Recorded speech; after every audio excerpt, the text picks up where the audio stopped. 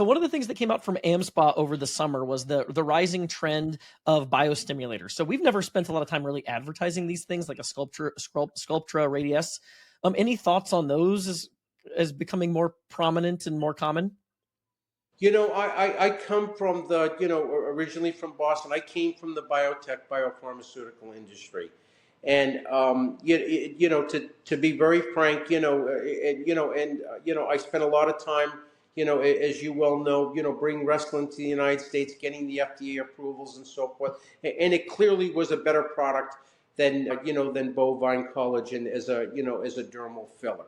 But the mechanism of action of those hyaluronic acid products are hydrophilic. They're basically water loving, from the I think it's the Latin or the Greek. I think it's the Greek and so forth. They're hydrophilic and they're water loving, and that's their mechanism of action. And so they attract water, and once a certain period of time goes by, there's something called isovolemic degradation, and that goes down.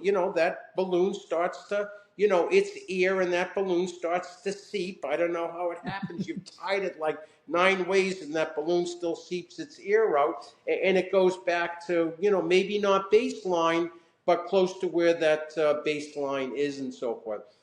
And it was always so, when I look at the next new thing, I'm looking for something that's regenerative. And especially at my age and in the aging process, we're all trying to regenerate and restore.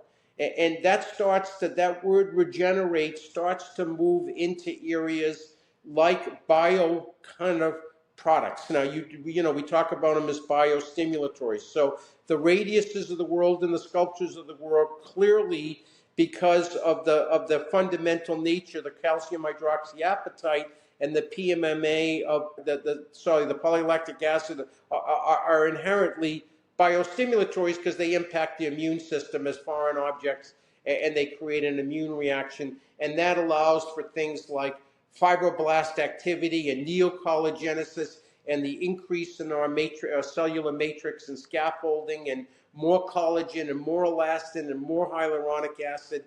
And I believe in a regenerative product. And, these two, have been underplayed for many years to a large extent because they don't have the immediate, I gotcha, wow results that happen for the most part with neurotoxins and to a large part with dermal fillers. You fill up that wrinkle with a hyaluronic acid product, first of all, it's going to look fantastic, and you're already starting the process of that water loving and that water attracting, trying to get closer to that wrinkle.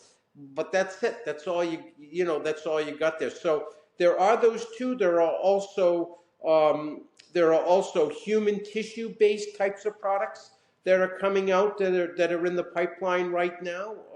There are things like exosome and mesenchymal stem cell based types of products that are out there that are regenerative in nature because of the what's called mRNA and the cell to cell signaling, and trying to basically take this old body, an old set of cells that I'm carrying around with me right now, and trying to re-energize them as if they were 19 or 20-year-olds again. And we will be seeing more of that in our market. In the dermatology field, we have seen more biopharmaceuticals coming in as opposed to synthetics.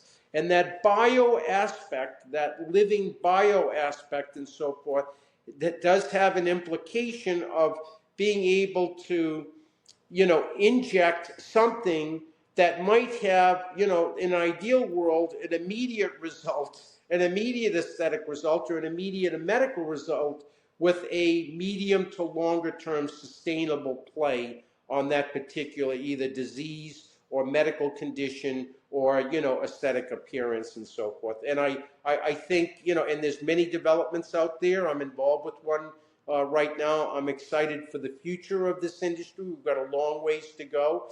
I've just been a little disappointed over the last 4 or 5 years. Part of it was because of the pandemic put a big hit on research and development in our aesthetic industry.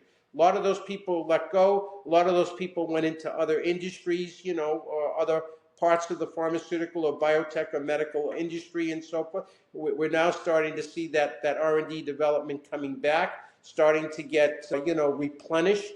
But we probably lost 3 or 4 or 5 years in the progressive development of technology and procedures and things like biostimulatory or regenerative procedures or therapies.